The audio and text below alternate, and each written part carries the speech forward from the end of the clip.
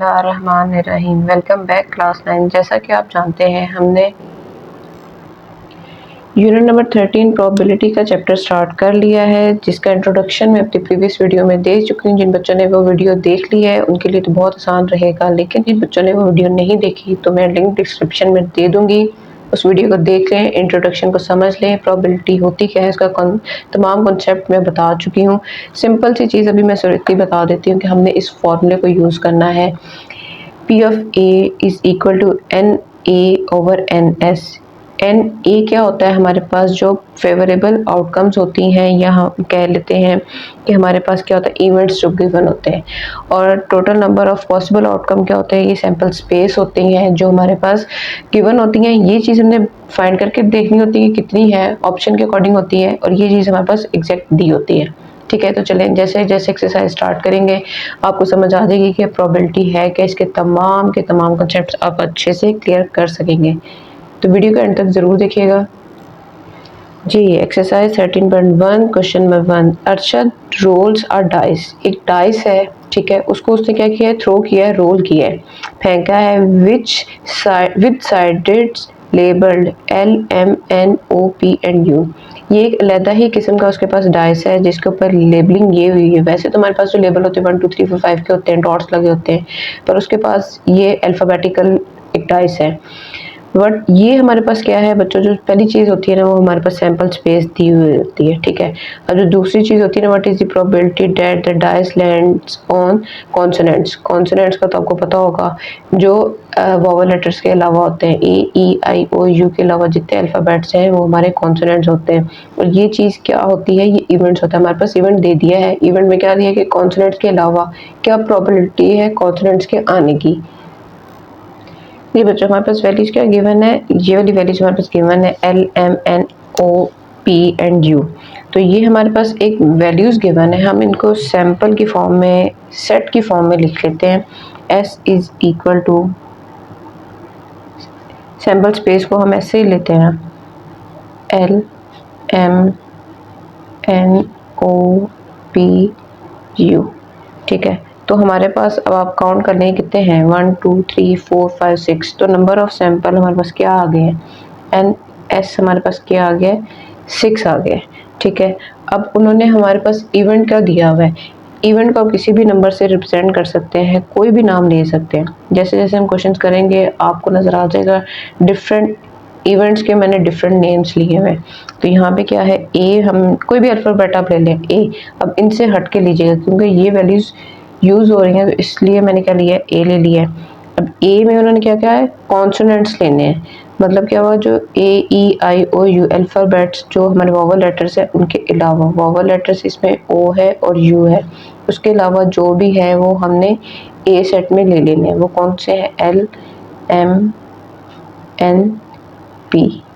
ठीक है। तो इसके नंबर ऑफ एलिमेंट्स कितने हमारे पास बन रहे हैं, 1 2 3 एंड 4, ठीक है, 4 बन रहे हैं। फॉर्मूला अगर आपको याद है, फॉर्मूला आप लोग बार बार लिखेंगे तो आपको याद हो जाएगा, नहीं याद तो ये देखें, NA/NS। इवेंट्स ऊपर आते हैं, सैंपल स्पेस नीचे आती है। तो क्या होगा, फॉर्मूले के अंदर वैल्यूज पुट करें, यहाँ पे क्या आ जाएगा 4 और नीचे क्या आ जाएगा 6। कटिंग हो सकती है जितनी उतनी कर दें, पर डेसिमल फॉर्म में हमने नहीं लेके जाना। तो ये 2/3 हमारा क्या आ जाएगा, प्रोबेबिलिटी आ जाएगी किसकी, कॉन्सोनेंट्स की। सिंपल सा क्वेश्चन था कि आपको अगर वैल्यूज फाइंड करनी आ गई हैं, हमने फॉर्मूला आपको याद है, तो आप फॉर्मूले के अंदर वैल्यूज को पुट करें, सिंप्लीफाई करें तो आपका आंसर आ जाएगा। चलते हैं क्वेश्चन नंबर 2 की तरफ। क्वेश्चन नंबर 2 हमारे पास दिया हुआ है, Sheeza throws a pair of fair dice. उसने पेयर, 2 डाइस दिए। पेयर का मतलब 2 होता है, ठीक है, 2 चीज़ों को मिला दें तो क्या बन जाता है, पेयर बन जाता है। पेयर ऑफ शूज इस तरह हो जाए।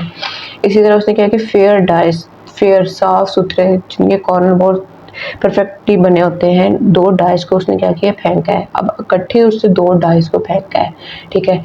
तो what will be the probability of getting. अब प्रोबेबिलिटी हमने डिफरेंट, उन्होंने टाइप्स दे दिए, हमें 4 टाइप्स दे दिए, हमने वो फाइंड करनी है। सबसे पहले तो हम इसका सैंपल स्पेस फाइंड कर लेते हैं, जो सैंपल हमारे पास आना है कि उनके कौन से चांसेस हैं। ध्यान से समझिएगा। देखें, जिन बच्चों ने जिसने बच्चों ने, आप लोगों का कंसेप्ट नहीं है कि ये पेयर्स कैसे बन गए हैं। 6-7 क्लासेस में अब तो प्रोबेबिलिटी का चैप्टर ऐड हो गया है। देखिए फर्स्ट रो फर्स्ट आइस के लिए है, सेकंड रो सेकंड आइस के लिए है, ठीक है। तो अगर उसकी चांसेस प्रोबेबिलिटी के 1 थे तो सेकंड आइस में कितने साइड्स होती है, 1 2 3 4 5 एंड 6, ठीक है। इस तरह करके ये पेयर्स बन गए। सेम इसी तरह अगर फर्स्ट आइस के 2 प्रोबेबिलिटी आने की सेकंड साइड आ गई है तो वो किस किस के साथ मैच हो सकती है, 1 2 3 4 5 6, इसी तरह ये सारे बन गए। सैंपल स्पेस आपकी बन गई है। अब हमने इसी चीज़ को कैसे सॉल्व करना है, हमारे पास total number of sample space क्या आई हैं, एन एस क्या आ गया है। अगर आप 6 का क्या होता है बच्चों, 6 को 6 के साथ मल्टीप्लाई करें 36 होता है, और अगर इस टोटल को काउंट कर लें तो भी हमारे पास क्या आ रहा है, 36 ही आंसर आ रहा है। हमने 4 पार्ट्स इतने दिए हैं, उसके अंदर हमारे पास सैंपल स्पेस क्या है, 36 है। अब जो वैल्यूज आएंगी हमारे पास इवेंट्स की, उसके साथ हमने इसको सॉल्व करना है और आंसर लेकर आना है। अब पार्ट 1 में क्या कहा उन्होंने, sum of dots is at least 4। क्या मतलब, उन डॉट्स का जो सम है वो हमारे पास क्या आना चाहिए, कम से कम 4 आना चाहिए, और मैक्सिमम हमारे पास जितना सम है वो आ सकता है। सबसे मिनिमम वैल्यू उसकी 4 होनी चाहिए। तो हम सबसे पहले तो फाइंड कर लेते हैं एन एस हमारे पास क्या है। एन एस तो हमारे पास हमें पता है 36 है। इवेंट हमारे पास दे दिया है, इवेंट का नाम कोई भी ले लें, ए की क्या है, सम इज 4, ठीक है। सम क्या आना चाहिए, 4 आना चाहिए। तो सम की वैल्यू हम कैसे फाइंड करेंगे, देखें कौन सी 2 वैल्यूज हैं जिनका सम 4, मिनिमम 4 और उससे ज़्यादा है। तो ये जो हमने सैंपल स्पेस फाइंड की है, देखें 1 + 1 करें तो 2 होता है, 2 + 1 करें तो 3 होता है, 3 + 1 करें तो 4 होता है। मतलब क्या हुआ, इसका भी सब हमारे पास 4 नहीं आ रहा, इसका भी 4 नहीं आ रहा। उसके बाद बाकी आगे सबका 4 आएगा। 2 + 1 करें तो 3 आता है, मतलब इसका भी नहीं है। 3 वैल्यूज ऐसी हैं जिनका सम 4 नहीं आता, बाकी सारी ऐसी हैं जिनका 4 या 4 से ज़्यादा सम आता है, ठीक है। तो अगर हम 36 है, 36 में से इन 3 वैल्यूज को माइनस कर दें तो हमारे पास टोटल नंबर ऑफ वैल्यूज कितनी रह जाती हैं, 33। तो हम डायरेक्टली लिख लेते हैं कि हमारे पास जो एन ए की वैल्यू आ रही है वो क्या आ रही है, 33 आ रही है, ठीक है। तो हमें प्रोबेबिलिटी का फॉर्मूला याद है, n a over n s is equal to 33/36। इसको सिंप्लीफाई करें तो ये 11/1, ठीक है, 12 आंसर आ जाता है। 3 के टेबल पे इसकी कटिंग कर लें, 11 और 12 आ जाते हैं। इवन और ऑड की कटिंग नहीं होती, तो यही हमारा आंसर है, ठीक है।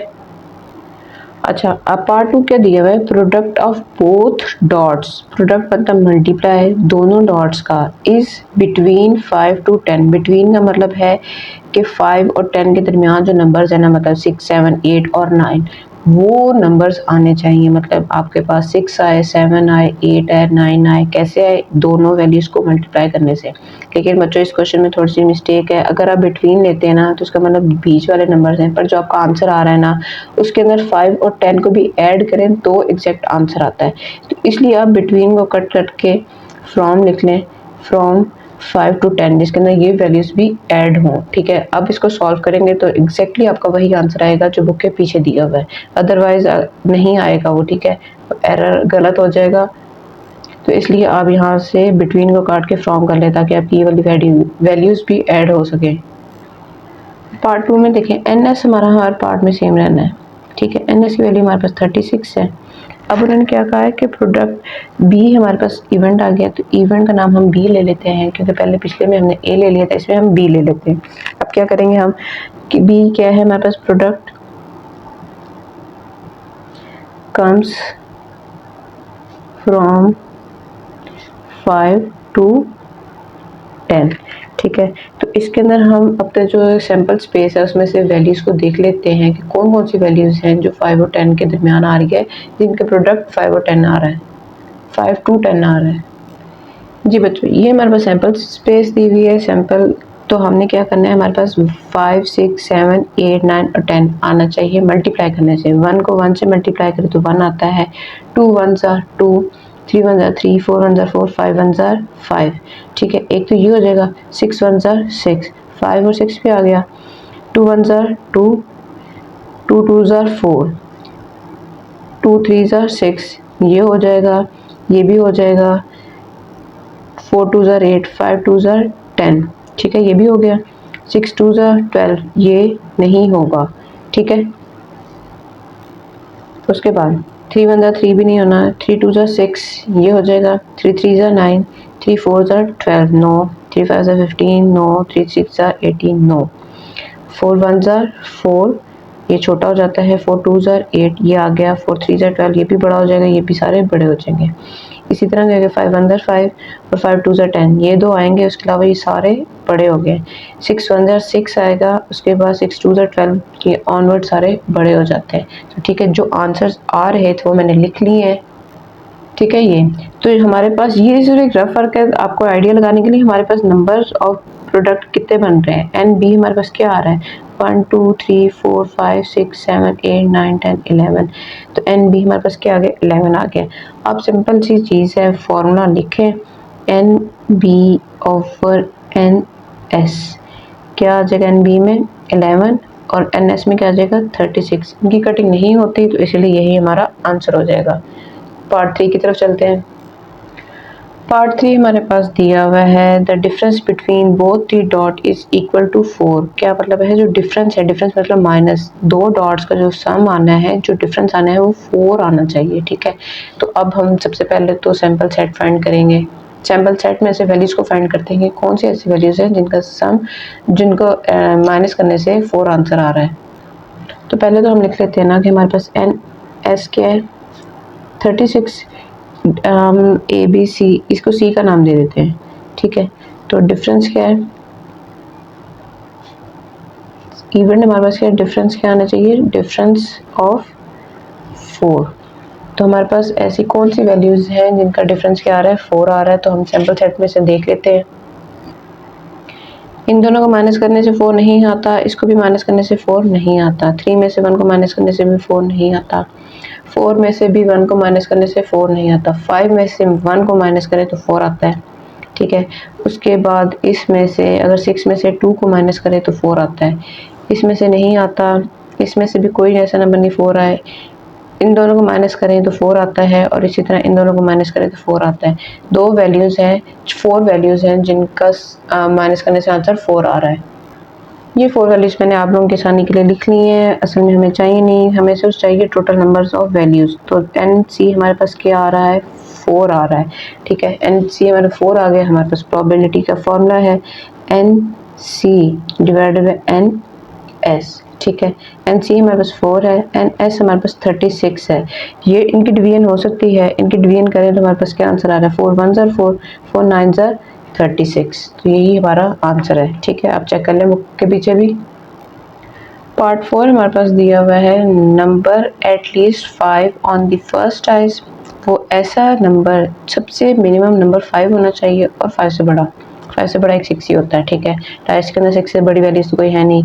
क्या है कि फर्स्ट साइड पे 5 और 6 होना चाहिए and the number at least on this 4 on the second ties, मतलब एट लीस्ट मिनिमम 4 5 एट 6 इस तरह की वैल्यूज होनी चाहिए। यहाँ पे हमें 5 और 6 चाहिए, दूसरी साइड में हमें 4 5 एंड 6 चाहिए। तो हम सबसे पहले तो सेट फाइंड कर लेते हैं कौन सा है और उसके बाद ही उसको सॉल्व कर पाएंगे जी। एन एस हमारे पास क्या है 36, ठीक है। और डी की वैल्यूज हम क्या आ सकती है कि मिनिमम वैल्यू हमारे पास 5 होनी चाहिए और उसके बाद दूसरी साइड में क्या होनी चाहिए, 4 होनी चाहिए। 5 होनी चाहिए और 5 6 होनी चाहिए। फर्स्ट साइड में हमें 5 मिनिमम वैल्यू चाहिए, ठीक है, और सेकंड में 4 5 और 6 होनी चाहिए। इसी तरह यहाँ पे क्या होनी चाहिए 6 4 6 5 6 6, ठीक है। मिनिमम वैल्यूज़ भी आ गई हैं और एक दूसरी साइड की भी हमारे पास वैल्यूज़ आ रही है। टोटल नंबर ऑफ वैल्यूज़ कितनी बन रही हैं, एंड डी की value, total number of values हमारे पास क्या बन रही हैं 6 बन रही हैं। तो हम प्रोबेबिलिटी का फॉर्मूला लगाते हैं और क्या करेंगे, n d over n s. N d की वैल्यू हमारे पास 6 है, एन एस की वैल्यू हमारे पास 36 है। इन दोनों वैल्यूज़ को अगर सिंप्लीफाई करें 6 1 ज़र 6 6 6 ज़र 36, तो हमारे पास इसका आंसर आ गया। इसी के साथ क्वेश्चन नंबर 2 भी हमारा कंप्लीट होता है। बहुत इजी मेथड के साथ मैंने आप लोगों को एक्सप्लेन किया है, उम्मीद आपको समझ आ गई होगी। चलते हैं क्वेश्चन नंबर 3 की तरफ। क्वेश्चन नंबर 3 में हमारे पास दिया हुआ है one alphabet is selected at random. कोई सा भी एक नंबर रैंडमली आप यूं ही ऐसे करते करते कोई भी एक नंबर सेलेक्ट कर लें। Mathematics from the word mathematics, इसमें से कोई भी एक नंबर सेलेक्ट कर लें। ये हमारे पास क्या दिया हुआ है, सैम्पल स्पेस दी हुई है। Find the probability of getting, हमारे पास अब इवेंट्स ये 6 दे दिए हुए हैं, हमने इन इवेंट्स के अकॉर्डिंग इसको सॉल्व करना है। तो चलिए, बहुत ही मज़े का बहुत ही ईजी सा क्वेश्चन है, जल्दी से हम सॉल्व करते हैं। जी बच्चों, हमारे पास NS क्या है। सबसे पहले तो हम ये वर्ड्स काउंट कर लेते हैं, 1 2 3 4 5 6 7 8 9 10 11। ठीक है, 11 हमारे पास क्या है, NS आ गया। हमारे सेट बनाने की जरूरत नहीं है। सेट हमेशा वो नंबर्स का बन सकता है जिसके अंदर अल्फ़ाबेट्स या कोई भी डिजिट्स रिपीट नहीं हो रहा होता। हमारे पास M भी रिपीट हो रहा है, A भी रिपीट हो रहा है, T भी रिपीट हो रहा है। ऐसे बहुत 3 वर्ड्स रिपीट हो रहे हैं, तो इसलिए इसका सेट नहीं बनेगा। हम इसको डायरेक्टली सॉल्व कर सकते हैं। अब उन्होंने कहा है हमारे पास वोवल लेटर्स, तो वोवल लेटर्स हमने फाइंड करने हैं कौन कौन से इसके अंदर। तो A E A I 4 letters हैं। ठीक है, तो हम पहले वाले को N का A का नाम दे देते हैं। ठीक है, कितने लेटर्स हमारे पास वोवल्स, 4 लेटर्स हैं। ठीक है, हमें सेट्स बनाने की ज़रूरत नहीं है, हम इसको डायरेक्टली भी सॉल्व कर सकते हैं। सिंपल हम फॉर्मूला लगाएंगे। फॉर्मूला क्या है, P is equal to NA over NS। A की वैल्यू हमारे पास क्या है, 4 और S की वैल्यू क्या है, 11। ठीक है, तो ये हमारा आंसर आ गया। सिंपल सा क्वेश्चन था, सिंपल सा आंसर। पार्ट 2 में उन्होंने हमें कॉन्सोनेंट्स दे दिए हैं। तो NS हमारे पास क्या है, NS हमारे पास 11 है। ठीक है, हमारे पास वोवल लेटर्स कितने आए थे, पार्ट 1 में हमारे पास 4 लेटर्स वोवल थे। अगर हम 11 में से 4 को माइनस करते हैं, ठीक है, तो हमारे पास क्या आ जाएगा, कॉन्सोनेंट्स की वैल्यू आ जाएगी 11 माइनस 4 इज इक्वल टू 7। ठीक है, तो यहाँ पे हम क्या लिख सकते हैं, 7। तो इसका मतलब क्या हुआ, प्रोबेबिलिटी हमारे पास क्या आ जाएगी, NB over NS is equal to 7 over 11। Simple question solve हो गए, कोई मुश्किल नहीं है। आपके पास कॉन्सोनेंट्स आप डायरेक्टली भी काउंट कर सकते हैं। अगर आप माइनस नहीं कर पा रहे, आपको समझ नहीं आ रही, आप वोवल लेटर्स को माइनस कर दें, स्किप कर दें। बाकी कितने लेटर्स हमारे पास मैथमेटिक्स के अंदर, उनको काउंट कर लें, वो हमारे पास 7 ही है, तो उनको आप लिख लें और डिवाइडेड बाय NS कर दें, तो हमारे पास प्रोबेबिलिटी आ गई है। जी बच्चों, NS सबसे पहले तो हम लिख लेते हैं, वो हमारे पास था 11।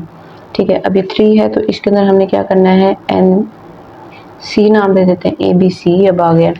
उन्होंने कहा NE हमारे पास कितनी टाइम आ रहा है, E हमारे पास सिर्फ 1 टाइम आ रहा है। ठीक है, तो हमारे पास NC हमारे पास क्या आ जाएगा, 1 आ जाएगा। तो प्रोबेबिलिटी क्या आ गई हमारे पास, NC ओवर NS की 1 ओवर 11 आ गई है। ठीक है, कुछ भी नहीं किया हमने, सिर्फ E की वैल्यू कितने टाइम थी, 1 टाइम थी, फॉर्मूले के अंदर वैल्यूज को पुट किया, आंसर आ गया। इससे इजी तो मजे के क्वेश्चन तो कभी आपने देखे ही नहीं होंगे ना सॉल्व किए होंगे। NA, ठीक है, पहले तो हम NS को लिख लेते हैं, वो हमारे पास 11 टाइम है।